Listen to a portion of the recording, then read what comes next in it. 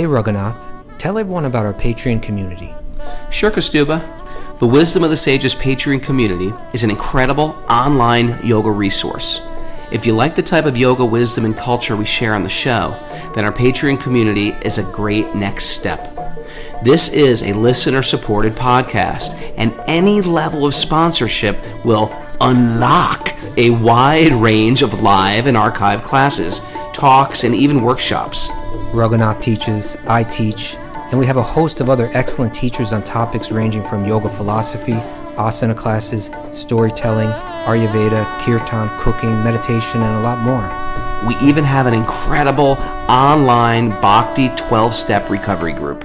So if you want to check it out, go to patreon.com/wisdom of the sages. All right, let's get it on. Om Namo Bhagavate Vasudevaya.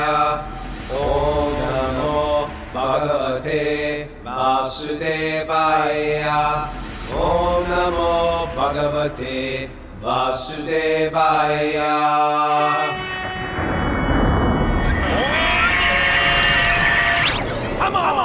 Okay, so welcome everybody. Welcome people listening on Facebook. This is our Wisdom of the Sages. Generally we do it on Saturday, but today we're doing it on Sunday. We have our question and answer session where we take questions from our audience. If you want to write a question in to Raghunath or myself, the way that you do that is you write to wisdomofthesages108@gmail.com.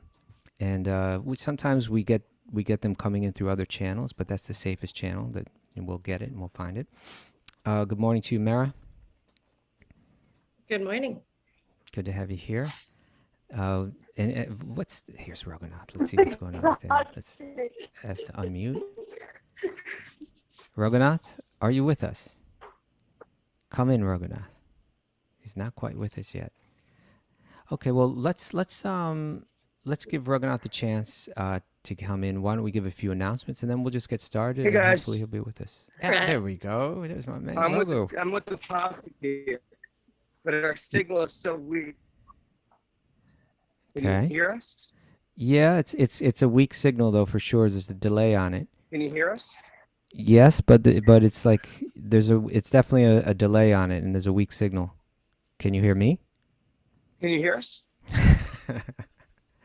Yes, we can hear you. Can't see any of you guys. Set up my computer. Okay. Why don't we go ahead and give some announcements and then see how Raghunath's doing then. I'll mute him for now. Do we have anything going on today? Yeah, we got 5 bars and we're paying for it. Is Raghunath also coming through Rachel's? Maybe we got to mute Rachel's thing too. Yeah, that's a delayed signal. It's bad in everywhere. I have no idea how to work. How is Raghunath? We can't mute this guy. Okay. Anyway, why don't you go ahead and share what's happening today, Mara? We have a Bhakti recovery group meeting happening at 9:30 this morning. Okay. Anything else today? Nope. I think that's it. Okay. And then, while Raghunath's in Nepal, hopefully things are going to settle down a little bit and he'll get a clear idea of his itinerary and availability. But for now, we're just kind of taking it day by day, and hopefully we'll be, at our regular times throughout the week. But do be prepared and be checking in. If you're Patreon members, you'll get updates about what days we'll be on, and we'll keep announcing it every day if we're going to have to miss a show. But let's go ahead and get started. I can go ahead and hopefully Raghunath will get a signal that works, and we'll be able to bring him back in. And if not, I can go ahead and take some of these questions that people have been sending in. So, Mara, you want to read the first question? Sure. The first question is from Michelle Dilbeck and this came in via Instagram. Okay. Hi, I've recently started listening to the podcast and I really enjoy it. One thing I seem to get hung up on is when God is talked about. I hear Raghunath talk about God or the universe as if they are the same. Is this the general idea? Can you direct me to some info on this? Being from the Bible Belt, I cringe a little when I hear about praising God or anything remotely similar to the Christian faith. So I lean more to the universe as being God. I can believe in that, if you know what I mean. Like I said, I really enjoy the podcast and I'm learning to incorporate it into my daily life. Thank you so much. Okay, thank you, Michelle.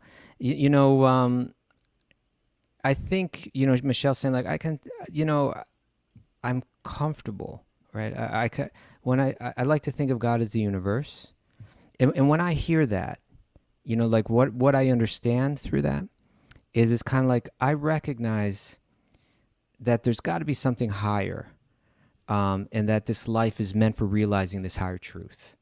And I know that there's something tying all of this together and giving life meaning, right? It's not like everything's just a total random, life is random and you die and it's over. I believe there's something higher to this.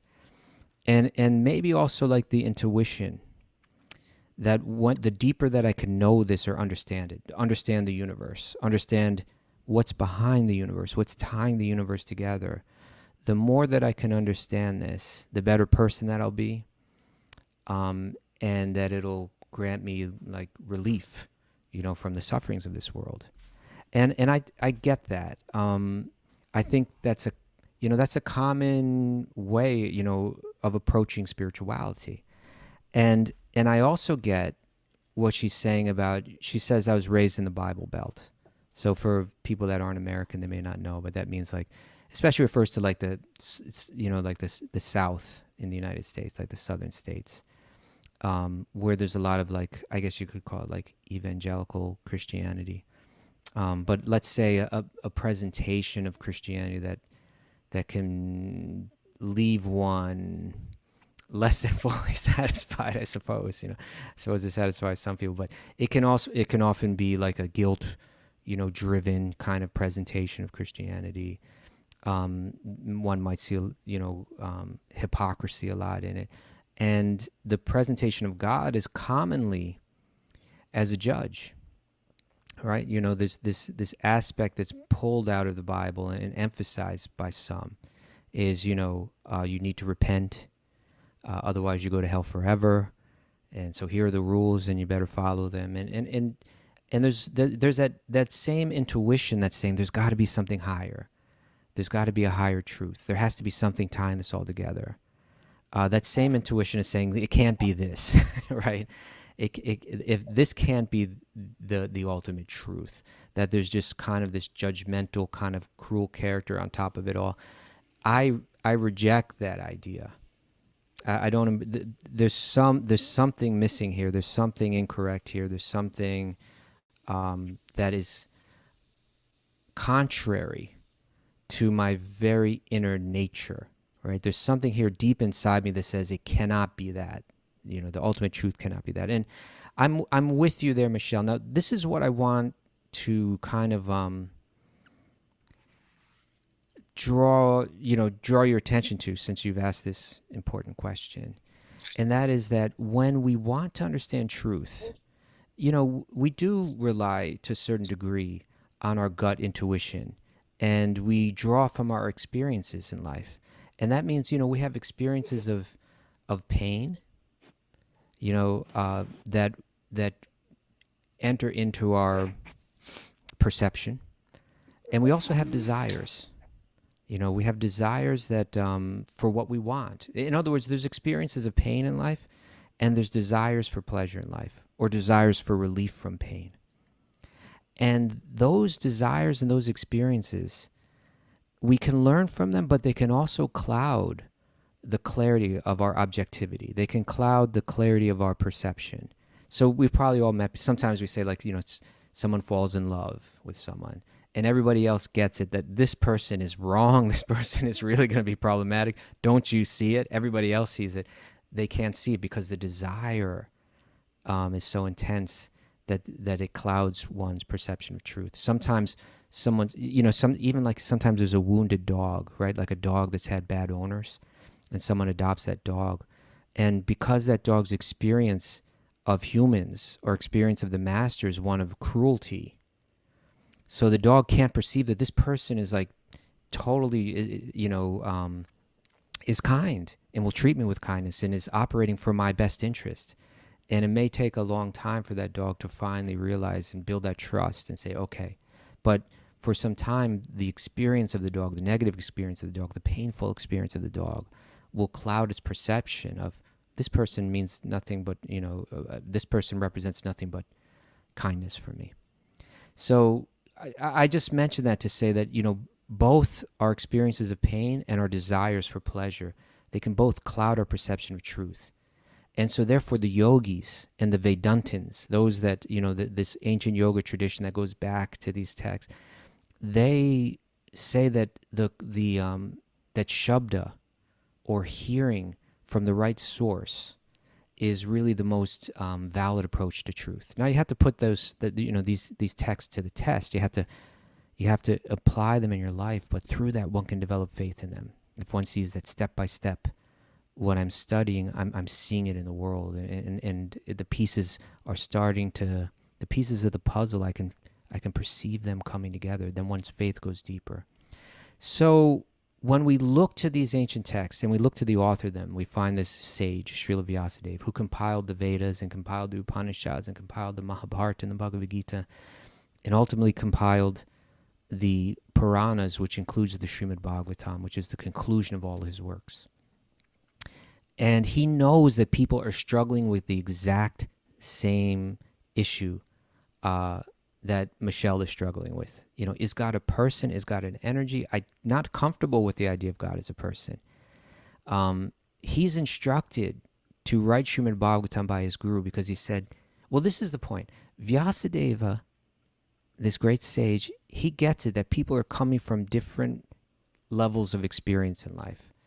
And therefore they're comfortable or even capable of perceiving truth or perceiving God on different levels. Some people will be uncomfortable with the idea of God as a person. Vyasa isn't going to say you have to accept God as a person or you're going to hell. He's going to say that there are three features to the way God manifests, and you can approach from whatever level you feel comfortable with whatever level you can relate to. So there's right at the beginning of the Srimad Bhagavatam, in text 1 to 11, there's a very famous verse, Vedanti tattva vidas, tattvam yajnanam advayam, brahmeti paramatmeti, bhagavan iti shabdate. He says that learned transcendentalists who know the absolute truth, that they call this non-dual substance, this absolute truth, this, whether you want to call it the universe or call it God or call it the divine light or call it God within the heart. He says they call this absolute truth Brahman, Paramatma, and Bhagavan. And as we read through the Bhagavatam, each of these will be clarified what they are. That Brahman is the conception that God is it's the non-personal feature of God. It's said that this Brahman, this spiritual energy, is the divine light. And when one experiences that connection with this aspect of the absolute truth, one feels relief from the sufferings of this world. It grants relief because in that divine light, in that divine energy, the problems of this world are not present. The force of time, the force of karma, the effects of the three modes of material nature, those things that we struggle with in life and that cause us pain, cause us suffering. When one connects with that non-personal feature of God, then they feel that relief. And so that's called Brahman. The second one he mentions is Paramatma, that he's saying the absolute truth also manifests in a form within the heart of every living being, within the body of every human, within the body of every animal, within the body of every plant, wherever we see life. We can understand that the Paramatma, right along with the soul that's within that body, that God is situated in a Vishnu form, right, in the form of Lord Vishnu, within the heart of every living being. And when one can understand, and this is what the yogis, they aspire for, a certain type of yogi, right? There's the Jnani yogi who's aspiring to understand that divine oneness, that divine light, that Brahman feature. I'm sick and tired of the sufferings of this world. I want freedom and relief. Moksha, right? Liberation from the problems of this world. And there's another type of yogi, the type that goes out and practices Ashtanga yoga and meditates on God within the heart. Right? They want to control the mind and settle the mind and settle the mind until they realize, oh, God's right here next to me. And when one realizes that feature of God, that God is there within the heart of every living being, when one feels that, then one feels a connection to every other living being, and one feels the feature of God as the friend, as the witness, and as the friend that's with me at every moment. It's a more developed understanding of God or the universe, right? The first one is that God's energy is spread everywhere and it's eternal. And if I connect with that, I experience my own eternality. But that second feature of God within the heart, when I connect there, there's something more intimate happening. There's something more developed happening. I realize that within me, within you, within every living being, this feature of God is present. And I have a relationship with that feature. It's said it's like two birds sitting on one branch. We're both in this body together. And that Paramatma is waiting for me to reconnect, waiting for me to turn back.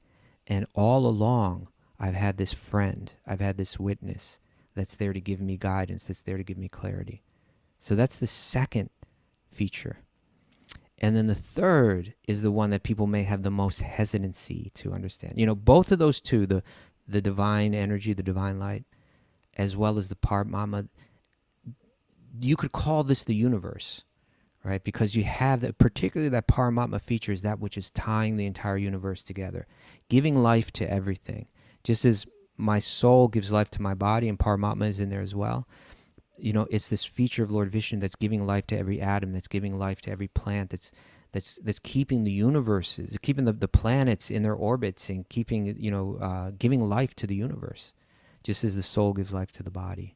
So when one says God is this universe, it means there's something pulling this universe and making this universe operate, sending things my way, sending messages my way, right? Helping me develop to my higher stage of consciousness.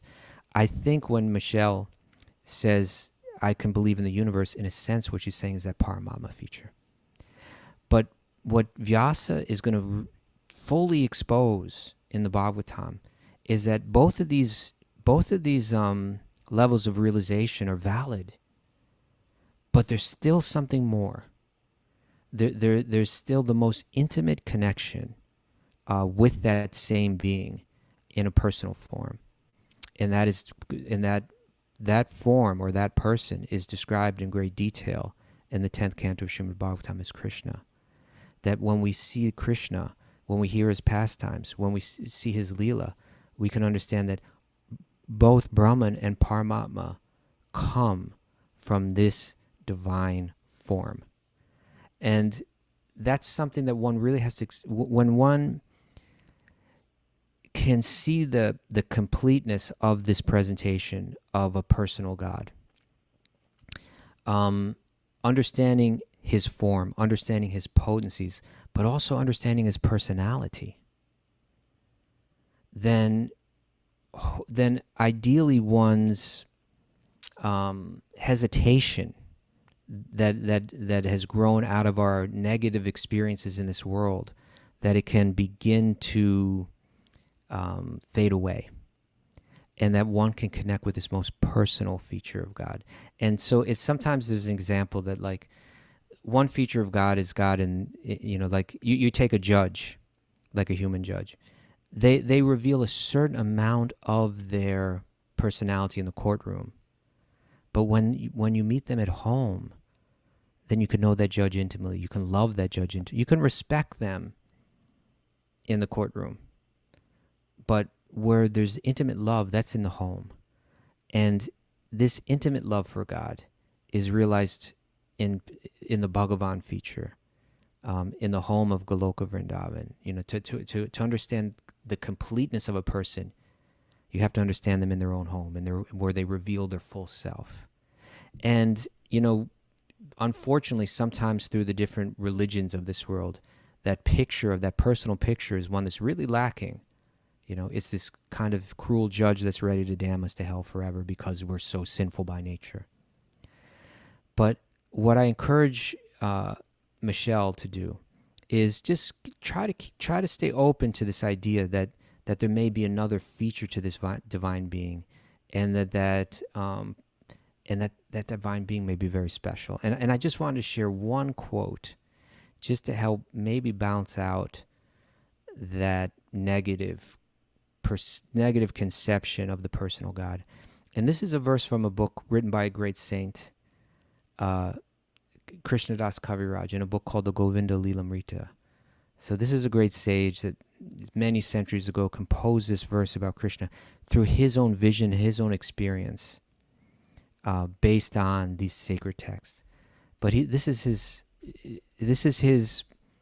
one, in my opinion, very beautiful verse that's there to help us understand the nature of Bhagavan, the nature of the personal God, the nature of his personality.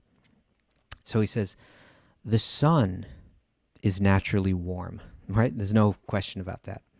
The sun is naturally warm and the moon is naturally cool.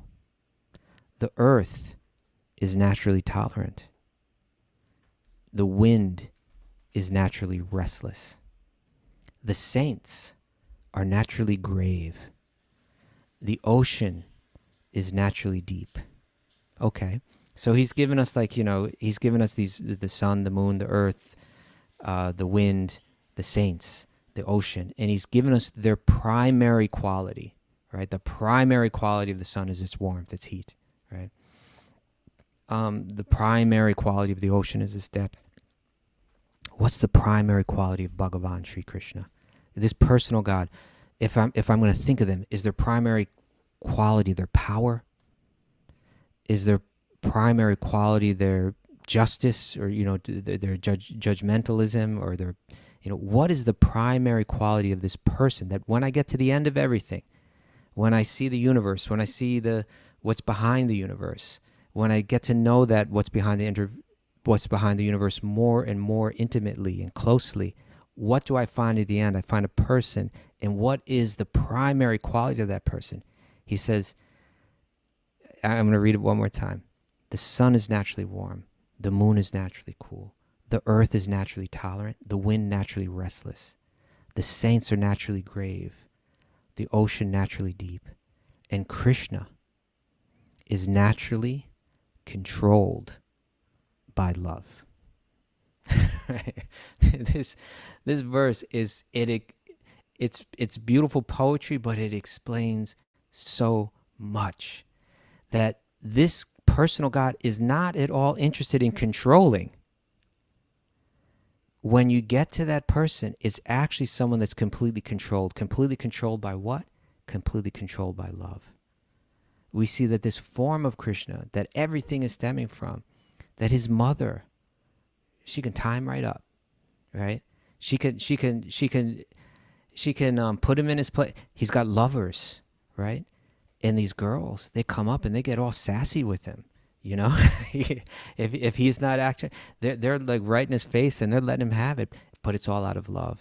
And he, it's said that he appreciates that kind of kickback that he's getting more than he appreciates the prayers that are said with great awe and reverence that are found in the Vedas, right? He's got this very soft heart, and he allows himself to become very vulnerable to the love of his devotees. And when one loves him, it's not that he's controlling us. Actually, the devotee controls him, because that's what he enjoys. That's his deepest desire. So I just share that just to that's just one verse. But just to try to help expose Michelle just to another idea of a personal God. That these ancient texts, they're going to give a lot of information about the potencies of God, the energies of God, how creation takes place, how God enters into every atom, how God enters into every living being. There's so much fascinating and scientific detail. But there's also this esoteric or aesthetic detail about the person that is Krishna.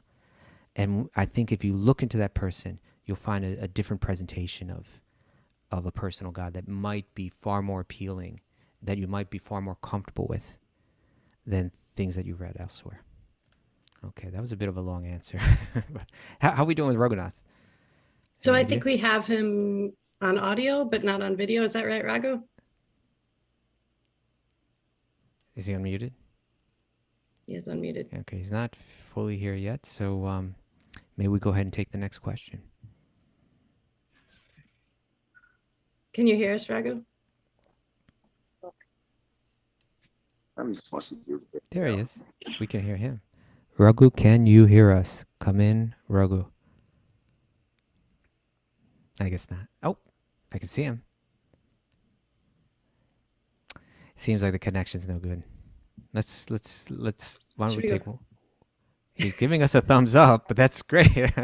But we can't hear him. Okay, why don't we keep going, Maren, and hopefully by the end of this next question, we'll have Raghu with us. Okay. I'm here. Can you hear me, Oh, Kaustubha? I can hear you Can you now. guys Can hear you? me? Yes. Can you hear us? We're still right where we were. Yeah. Can you hear me, guys? Yeah, Hello? Can you hear me? I'm not muted. we can hear you, but I don't think you Can can you hear hear us, me? Raghunath. Okay, Can Mara, you why don't hear we mute? me? No, I'm gonna mute him again, and Mara, why don't we do the next question, and maybe he can come in by the end of the next one. Okay. So this question is from Matt from Wisconsin. He emailed us. Oh yeah. I like this question. Yeah. Okay. So he says, now that the weather is turning for the better by Midwest standards, I've begun to go for walks. This is something I've been doing for years and really enjoy walking in a park near my home. When I'm in the park, I get an overwhelming feeling of love and kindness as everyone is happy, smiling, and saying hello. Even all the dogs with their owners seem to be more relaxed and happy. My favorite are the babies with their new moms and dads and how wide-eyed they are, seeing things we take for granted for their first time.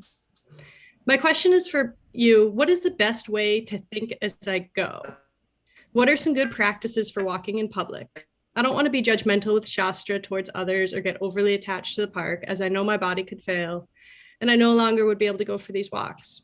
Also, I'm not sure if I'm correct in looking at everyone and seeing everything as Krishna's energy. So far, I really like to listen to the wisdom of the sages, Raghunath Swami, Chaitanya Charan, and even a little Ram Dass while I walk. I also chant mantras in my mind and have yet to get a bead bag, but I'm working on overcoming that insecurity. While I listen to the above podcasts along with reading the Bhagavad Gita in the morning and Srimad Bhagavatam after work, I really get a sense of gratitude for what Krishna has done for us, but I don't want to make any offense or develop the wrong knowledge. Thank you for your time, and Raghunath, please continue to sing. I think it's awesome, and your expression with songs are beautiful. Thank you for the show, and I only hope someday I will be able to repay all you have done for me. All right. I love that question. Now we're getting some sound coming in from some channel. Should we check to see? Let's just check on Raghunath one more time here. Ask to unmute. I don't think he can. I hear you. It's like I'm in a coma. You hear me, Raghunath? It's probably delayed. I Raghu. can hear you. Raghunath, I need you to reply to me right now. Do you hear me? Okay. Let's. Yeah. Oh my God. There's a big delay. There's a massive delay. I think the delay may be too much. I can hear you. Okay. It's just. You want to let me answer this question, and then we'll see if we can make this work. Okay. So let me get back to this question. So we had this question that who was that coming from? Matt from Wisconsin. Yeah. And he's asking about, when he's walking through the park, what can he be thinking of, to kind of elevate that consciousness, to try to see things at a higher level. Do you know where that sound interference is coming from, Mara? I don't know. Okay. And maybe it's a delay from Raghu. I'm not sure. But he's muted, so I don't know why it would be. Okay. So let me just try to answer this. Here's an idea, Matt. I love the way you're thinking. I do the same thing myself, I love to walk in the park, and you want to try to use that time to become a deeper person, more spiritual. Here's my clue to you. I'd say focus on the non-difference, right? When we're walking in public, our tendency is to focus on the difference, on the difference between people, on the difference between every living being. Try to notice. This is what I try to do. I try to notice my own prejudices or my own judgments. In other words, it's very natural and very common for me to, when I'm looking around, to immediately judge people. When I say judge, I mean like fit them into a category. This person's attractive, this person's unattractive. This person's a winner, this person's a loser. This person's cool, this person's uncool. This person is a friend, this person is a foe. It's almost like we do that instantly whenever we see anyone. And so we want to try to not focus on those external differences, to let go of that level of judgmentalism, putting people in their categories, and contemplate this idea. Contemplate that just like there's a being inside each one of these bodies, I have been in every one of those bodies, right? I've been the attractive and I've been the unattractive.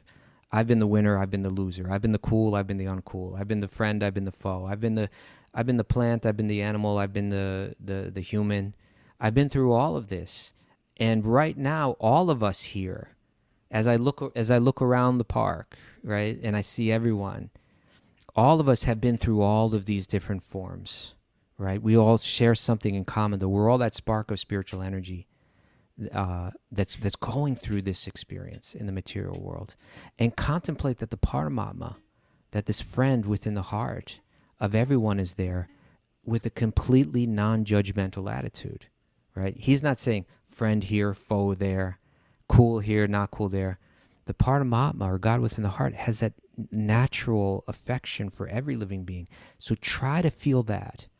Try to understand that whether that person has a style that I can relate to or not, right? Whether that person's body and a form that they have, whether it's something that I find attractive or repulsive in a human being, an animal, and plant, or whatever.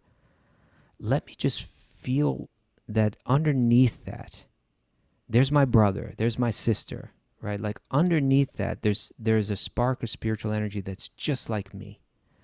And when we begin to see that way, it really opens that this is where true spiritual insight, where life-changing spiritual transformation takes place. When I begin, this is true spirituality. Right? When we throw that word around, spirituality, like it has something to do with crystals or it has something to do with, whatever. This is what spirituality really has to do with. It has to do with recognizing the spiritual oneness that's rooted everything together. I'm going to read a few verses from the 13th chapter of the Bhagavad Gita. 13th chapter, text 27.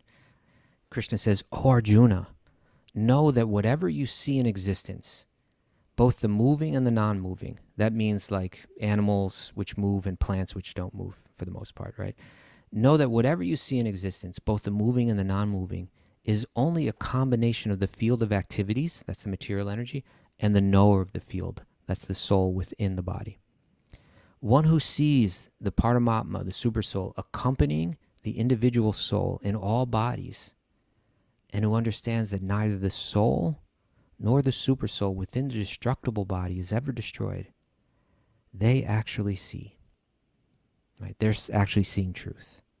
Right? They're not seeing cool, uncool, attractive, unattractive. They're seeing soul within a body of material energy. Soul, same quality soul within another body of material energy. One who sees the supersoul equally present everywhere, in every living being, does not degrade themselves by their mind. Thus they approach the transcendental destination. In this verse, text 31, when a sensible person ceases to see different identities due to different material bodies and sees how all beings are expanded everywhere, they attain to the Brahman, to the spiritual conception. Right? So when it says expanded everywhere, it means like, just like the one definition for the word expand is to open up or to unfold. So the idea is that if we look at this verse, it's a really interesting verse, this verse 31. It says, Yada Bhuta pritag bhavam. Pritag bhavam means, pritag means separate, and bhavam means like one's mentality. So it's saying when a sensible person, when they get over this mentality of seeing everything separate, and then ekam stam anupashyati, and they anupashyati, they systematically see, from hearing from the sources of wisdom, they see that ekam stam, that everything is rooted in that divine one, ultimately in God, right? From that root of all existence. I stop seeing everyone separately based on their body, and I see how spiritually we're all connected or rooted in that one. Then at that time, all the separate identities, tata eva vishtaram, that all these separate identities, all the different bodies, they've all expanded from the one. Then Brahma sampadhyate tada. Then they have attained the spiritual vision, right? So this would be my suggestion, is that just as you're moving through the world, the natural prejudices that we have, and by prejudices, I don't even necessarily mean like, those kind of problematic prejudices that cause, tension socially. But what I mean is just like judging that person based on the body, having opinions based on the body, to be able to let that go and focus on the soul that's within every living being, and seeing that every soul is my friend, right? Every living being I have an intimate connection with. That's the spiritual vision. That's the Brahman vision. That's what we're looking for. So that would be my suggestion. Give that a try. Hopefully that'll be good for you, Matt. And I see that Mara she seems to be in contact with Nepal over there. Any report for us, Mara? Yeah, well, Raghu would like, so I have Raghu on WhatsApp right now, and he would like Okay. to answer questions on Okay. speakerphone via WhatsApp. So like through you. Mm-hmm. All right, awesome. If we can do that, then let's do that. Raghu, Okay. welcome. Can you hear me? Raghu, can you hear us? I can hear you perfectly. Excellent. All right. Can you guys hear him okay? I can hear Raghu. Just keep it real close to the You guys mic. hear me? Testing live from Pokhara. Okay. Hello. So Mara, why don't you read him a question? Okay. Whoop. Sorry, Raghu. All right. So the next, can you hear me, Raghu? I can. Can you hear me? Yep, we're great. Okay. So this question comes from Kevin Fantastic. Shanahan. He says, Hare Krishna Prabhus, let me offer my most humble obeisances to you. I'm so grateful for the knowledge you've given me. I have a question about fasting. I know for certain holy days we fast, and I feel a spiritual benefit from fasting on these days. However, I work in construction, and it can be very physically demanding on a normal day. But when I fast completely, I get very tired and can feel very weak. I don't know what to do. I want to fast and observe these days to the best of my ability, but I don't want to risk getting hurt at work. I also don't want to offend Krishna by making it seem like I'm only willing to completely fast if it's convenient to me. Please, can you instruct me on what to do? Great question. And it's a common question. And it's a common answer. Can you hear me okay, Bear? Yeah, you're good. Just Mara, just get as close to the mic as you can. Here listening. We're on a rooftop in Nepal, and we are really eager to see everybody's faces. It's just not working, so forgive us. We're even paying for the 5 bars that we're getting, and it's still just not working out, so please forgive us. The answer, and we've said this before, is the main thing. Is to keep the main thing the main thing. The main thing is to keep the main thing the main thing. And it goes back to this again and again in Bhakti-yoga. What's the purpose of the fasting? It's to please Krishna. It's actually, Krishna is not pleased by austerities per se. The idea within Bhakti, and it can get confusing because in certain yoga systems there is austerities. The idea in Bhakti is that we use what we have, and that includes our work, our activities, our thoughts, our mind, to meditate and serve Krishna better. So even the concept of fasting is, we're not like, okay, Krishna wants to see if you have superhuman powers. You're going to fast all day, or for a week or a month. The idea in Bhakti Yoga is we are fasting to minimize bodily demands, to give us more time to hear and chant. right? It's not to look, Krishna, I can fast. See, now am I in your club, the fasting club? Krishna collecting the fasting varsity team. This is Krishna. It's a day for us to hear and chant more. For example, if it's a holiday for Lord Nrsingadev, he wants you to read those. We spend time not like cooking, eating, cleaning, defecating. We spend time to minimize bodily demands so we can go deeper into the pastimes of Lord Nrsingadev. With Lord Ram's appearance, same thing. Once I start cooking, it takes time to cook, it takes time to eat, it takes time to take care of your body. So if that's the goal, and you're trying to give some homage, but you're at work, that's hard enough to do. I would say have some time in the morning and the evening where you're really meditating. Suppose it's Ram's appearance, where you can read some pastimes of Lord Ram before work, after work. If you can listen to some lecture on Lord Ram during the course of the day.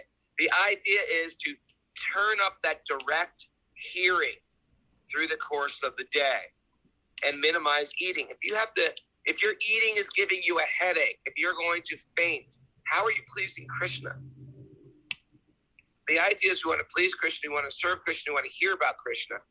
It's not just about some yogic austerity, which doesn't necessarily please Krishna at all. So many times in the histories of Krishna, there's some extravagant yogi who makes an offense. I'm thinking of Shibari Muni, who is fasting underwater, right? And that's pretty, fasting is one thing. Fasting underwater is another thing. So he's underwater, but he curses Garuda and makes a Vaishnava aparad, makes an offense to a great soul. So we're not just interested in austerity. Austerity doesn't please Krishna. We want smartam, or this remembrance of Krishna on a regular basis, and that helps us, and it draws that sweet connection between us and Krishna. Bhakti-yoga is much different than the road of penance and the road of cutting off sense enjoyment. Understand what is the main thing behind it, and I think that'll help you. That'll help me. Thank you. Good question. Good answer, Raghu, all the way from Nepal. You did it. It worked. Thank you, Raghu.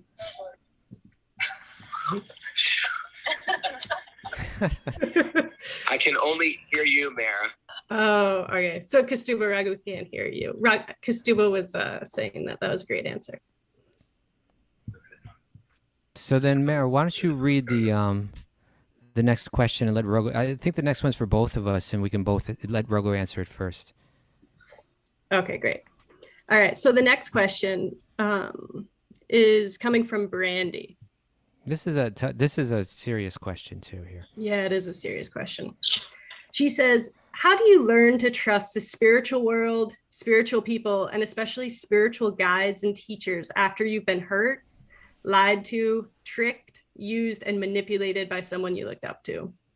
A friendship ended, and although it's been months, every week and month, different emotions are coming up, and my mind is replaying all of the different ways he used his position in the spiritual community to gain my loyalty and adoration. I'm left with a broken heart, a confused mind, and it has brought up every ounce of trauma and insecurities I've been working so hard to get rid of.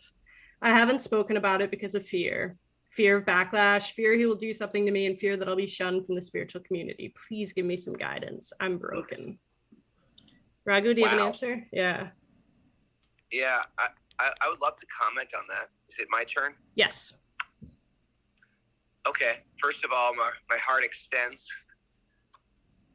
It's heartbreaking, and it's a reality, and it's common. Sometimes we have people that have led us and held us by the hand on our spiritual path, and then they have some slip up, some fall down, some reversal in their activities or behavior, and it devastates our faith.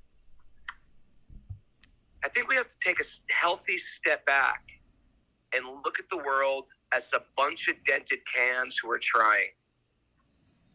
And we have some faith but it's got to be like put in perspective. Oftentimes, I think when you take a real step back from it, because I've seen this happen. There's a person, they gave everything to the guru, when the guru played this role as the liberated soul, but in fact, the guru wasn't liberated.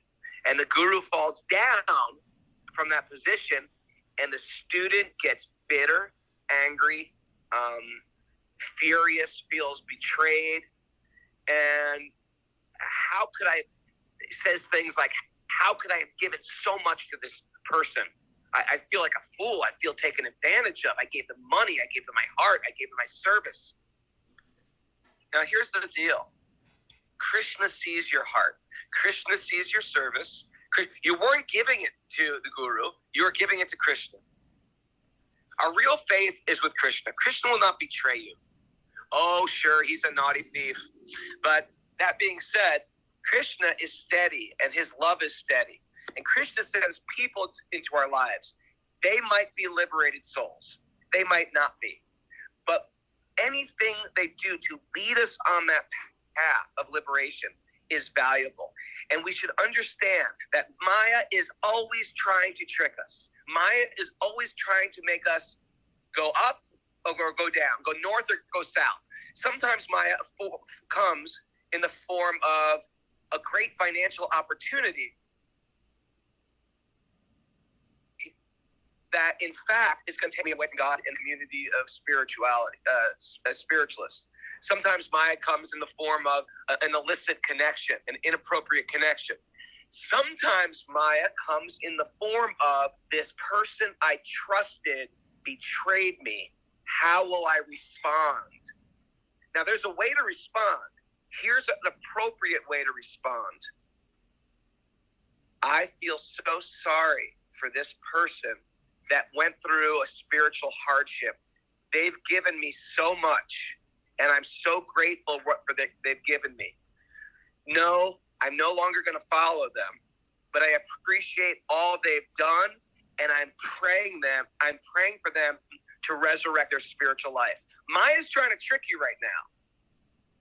And although you don't want to hate that person, the appropriate thing is to pray for their spiritual resurrection because they're in Maya.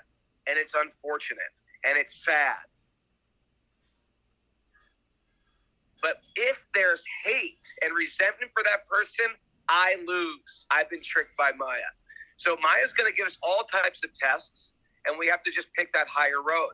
Now, it hurts, but we should understand that people are fallible and people are in illusion.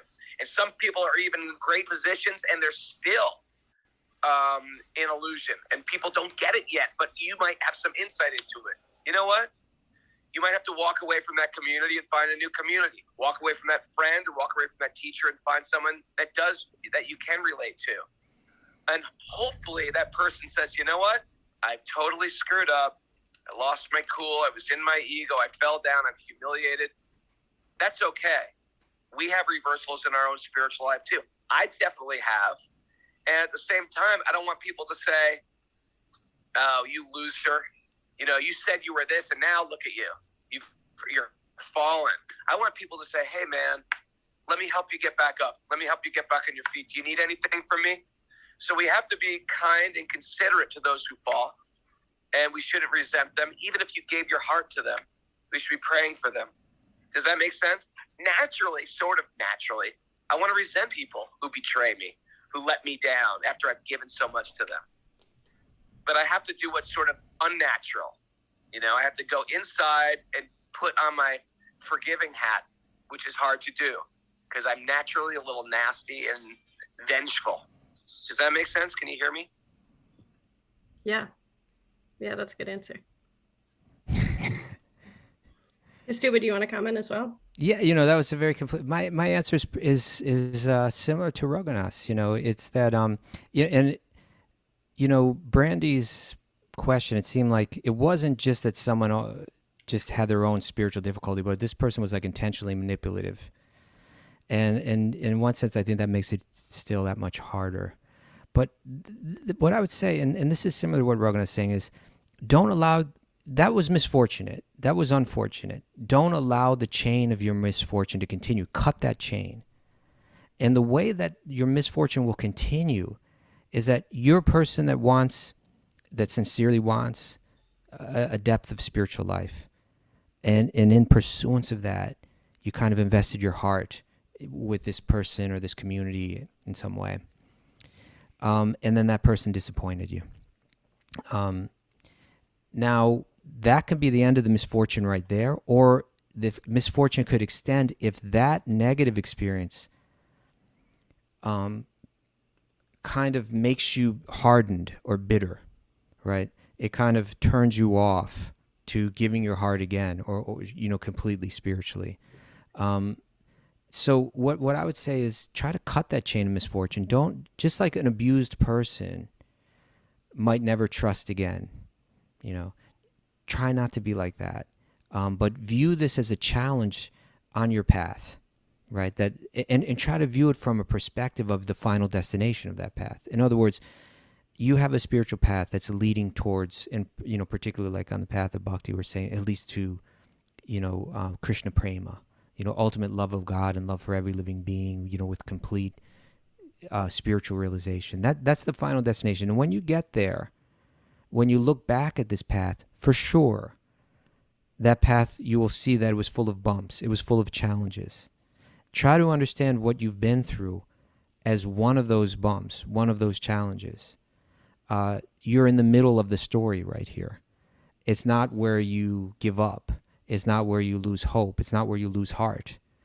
It's where you gain some realization that may be painful, but that's very valuable in your continuing on that path, right? Then let this unfortunate experience turn it into a fortunate experience by learning from it and then continuing with just as much or even more determination as you had, rather than letting that determination erode due to this experience. Okay. And then we're just about out of time. I like to get an answer, Kaustubha. Oh, I didn't even know you could hear it. Misfortune. I want to talk to you, but when we do, we get this delay thing going, so it just kind of screws everything up. Raghunath, can you hear me? Yes, I can. Break the chain. I love that. Break the chain. Thank you. And hey, speaking, do we know if we're on for tomorrow? What everything looks like? We don't know nothing. We're gonna talk. All right. We're gonna talk through a goat horn. Anyway, Raghu, I'm so glad that we got to hear a little from you. I'm gonna play the music, but I don't think you're gonna see anyone dancing. You're gonna have to be the dance master today, Kaustubha. Get loose, get crazy. Okay. Do you have any final words of wisdom speaking as a lama up there in the Do you have any in Nepal? What have you gained? Share with us just one piece, one nugget, Raghu, that you've gained from your pilgrimage. Who's got some wisdom? Who's got some wisdom here? I got a whole posse of people. Are we wiser?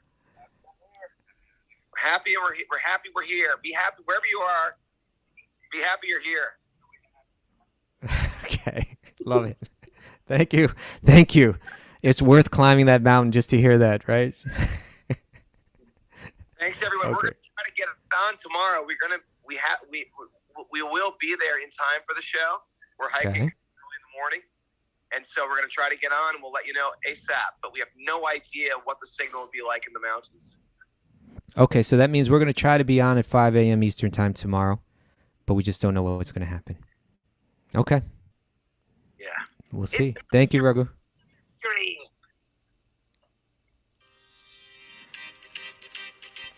We're doing our best here.